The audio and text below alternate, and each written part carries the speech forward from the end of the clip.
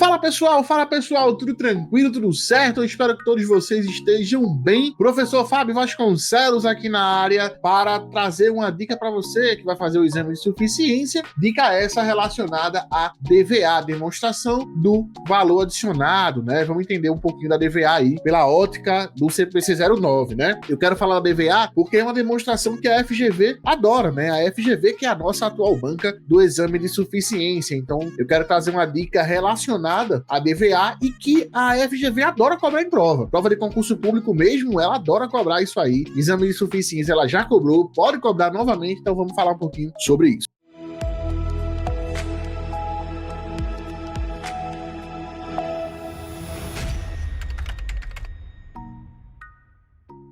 Primeira coisa, precisa entender o que é a DVA, né? A DVA é a demonstração do valor adicionado. O que é a demonstração do valor adicionado, né? É aquela demonstração, né, que vai propiciar para os usuários informações relativas a, primeiro, riqueza criada pela entidade em determinado período e a forma como tais riquezas foram distribuídas. Então, basicamente, a DVA ela vai trazer para a gente a riqueza criada e como essa mesma riqueza ela foi distribuída, perfeito? Então a DVA ela vai demonstrar pra gente como que aquela entidade criou a sua riqueza e como que aquela riqueza ela foi distribuída, perfeito? É importante que você tenha isso em mente, né? Para que você já entenda de agora a dinâmica da DVA. A DVA ela mostra tudo aquilo que a entidade criou de riqueza, né? A gente vai falar sobre o que são essas riquezas, né?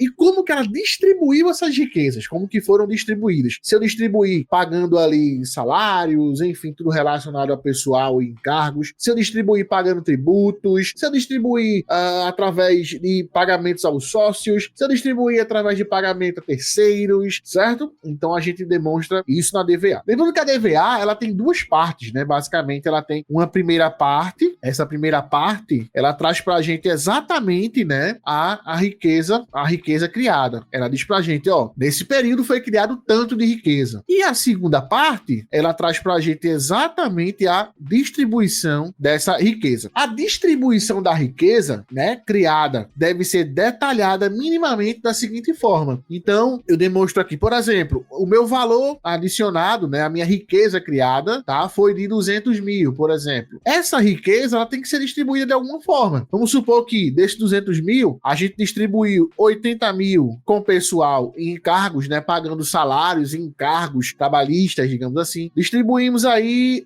30 mil com impostos, taxas e contribuições, né, ou seja, com tributos. É só um exemplo aqui, tá, pessoal? Juros e aluguéis, né, a gente pagou aí de juros e de aluguéis 40 mil, por exemplo. Então ficou quanto aqui? 80 com 40, 120, com 30, 150 e juros sobre capital próprio, dividendos e lucros retidos, né? Tivemos aí 50 mil. Então eu criei de riqueza 200 mil e distribuí essa riqueza pagando folha de salário, né? Folha salarial e os encargos trabalhistas em 80 mil, pagando tributos aí municipais, estaduais e federais em 30 mil, paguei aí, né? Paguei remuneração de terceiros, né? Com juros e aluguéis, por exemplo, a 40 mil e distribuir dividendos e juros sobre capital próprio no valor de 50 mil. Então a minha riqueza criada, ou seja, meu valor adicionado de 200 mil foi distribuído dessa forma, e essa distribuição é demonstrada na segunda parte da DVA. Lembrando que o valor adicionado, o que seria o valor adicionado? O valor adicionado representa a riqueza que foi criada pela entidade. De forma geral, né, como é que eu vou medir essa riqueza? Ela vai ser a diferença, né, a diferença entre o valor das vendas, ou seja, todas as minhas receitas, né, vendas, menos os meus insumos adquiridos de terceiros. E aí, ó, inclui também o valor adicionado recebido em transferência. Eu vou pegar minhas vendas, vou diminuir os meus insumos, vou encontrar aquilo que a gente chama de valor adicionado bruto. Vou diminuir aqui, ó, depreciação, amortização e exaustão. Vou trazer aqui, vou pegar, né, meu valor adicionado recebido em transferência e vou encontrar o meu valor adicionado líquido. Meu valor adicionado líquido, beleza?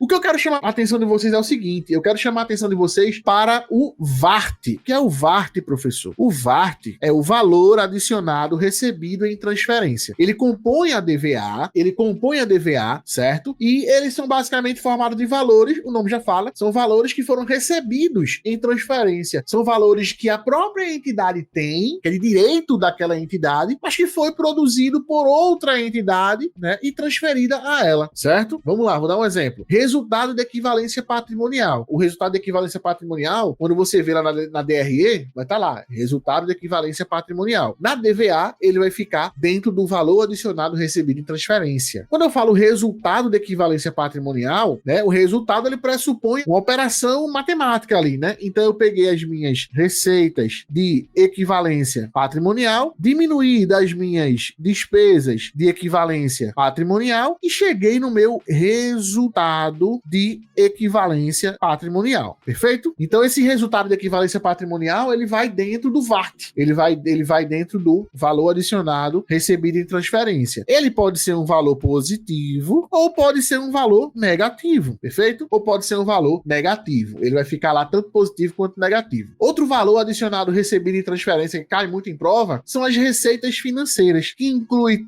todas as receitas financeiras. Por exemplo, variações de valor justo de instrumentos financeiros ativos reconhecidos na DRE, né? Então a gente tem ali um instrumento financeiro, esse instrumento financeiro ele variou, né? Aumentou o valor justo dele aumentou, por exemplo, a gente reconhece uma receita financeira. Vai lá dentro desse VART aqui. Juros, né? Recebidos, não juros pagos, juros recebidos, ele vai aqui no valor adicionado recebido em transferência. Variações cambiais ativas, ou seja, aquelas receitas pela variação cambial, tá? Independentemente de sua origem. Então, toda e qualquer receita financeira, né, positivamente falando, aqui só tem valores positivos, né? O nome já fala, receita financeira. Então, é tudo aquilo que for de positivo, tá? Juros positivos, digamos assim, tá bom? Juros ativos, né? E também, ó, vai no VART, né? Outros valores recebidos em transferência, dividendos que foram recebidos relativos a investimento avaliado ao custo, né? Os investimentos, né? Deixa eu só colocar aqui, os investimentos, eles podem ser avaliados ao custo, né, ou ao método de equivalência patrimonial. No método de equivalência patrimonial, a gente recebe, né, aqueles receita ou despesa de equivalência patrimonial, né, os dividendos, enfim. Já o método do custo,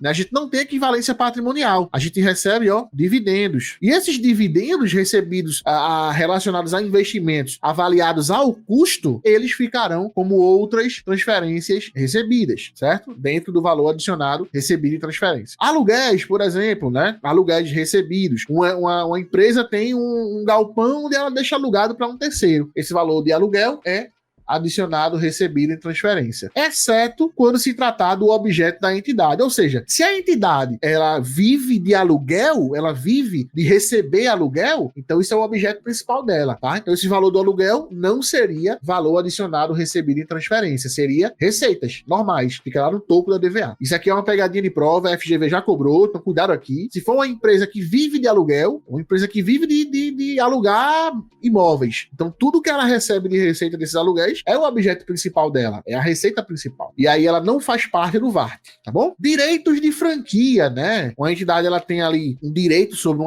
qualquer coisa, né? E ela cede esse direito, por exemplo. Acontece muito com McDonald's, essas marcas, né? Alguém cria uma franquia daquilo ali e aquele valor, né?